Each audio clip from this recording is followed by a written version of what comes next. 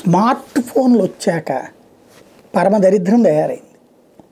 ఆ ఫోన్లని బేస్ చేసుకుని బెదిరింపులు, ఆడపిల్లల్ని ఎక్కువగా బెదిరిస్తోంది. స్మార్ట్ ఫోన్లో వీడియోలు తీసామని అప్పట్లో గుడివాడ దగ్గర జరిగినటువంటిది ఏంటి, సీసీ ఫుటేజ్ పెట్టి ఆడపిల్లలకి ఏదో తీసేశారు.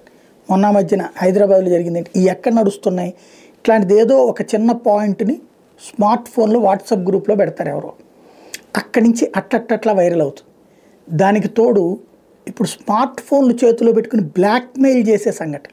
ఇప్పుడు ఒక తాజాగా జరిగినటువంటి ఉదంతం, ఇంజనీరింగ్ అమ్మాయిని కృష్ణా జిల్లాలో వేధించినటువంటి సంఘటనలో అదే జరిగింది. స్మార్ట్ ఫోన్ పట్టుకుని అబ్బాయి అమ్మాయి ఒక గదిలో కూర్చుని ఉన్నటువంటి ఫోటోలో వీడియోను తీసి, మీ ఇద్దరు చూశాను, నాతో కూడా వస్తావా లేదా అని చెప్పేసి మిగతా ఫ్రెండ్స్ ప్రయత్నించడం, బెదిరించడం.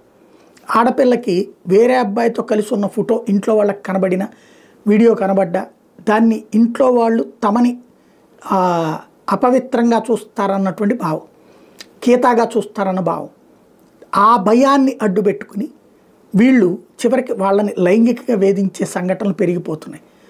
స్మార్ట్ ఫోన్లు అడ్డం పెట్టి జరుగుతున్నటువంటిది ఇంకోటి. ఆ స్మార్ట్ ఫోన్లతో అనవసరంగా అవసరం ఉంటే ఫోన్లో మాట్లాడే స్టేజ్ నుంచి ఖాళీగా ఉన్నాం కదా అని చాటింగ్, ఈ చాటింగులతో అనవసరపు స్నేహాలు, ఈ అనవసరపు స్నేహాలతో ఒకళ్ళకొకళ్ళు ఆర్థిక సహకారాలు అందించుకోవడము, లేకపోతే ఏదో ఒక తప్పుడు మార్గంలో ప్రయాణించడము జరుగుతోంది.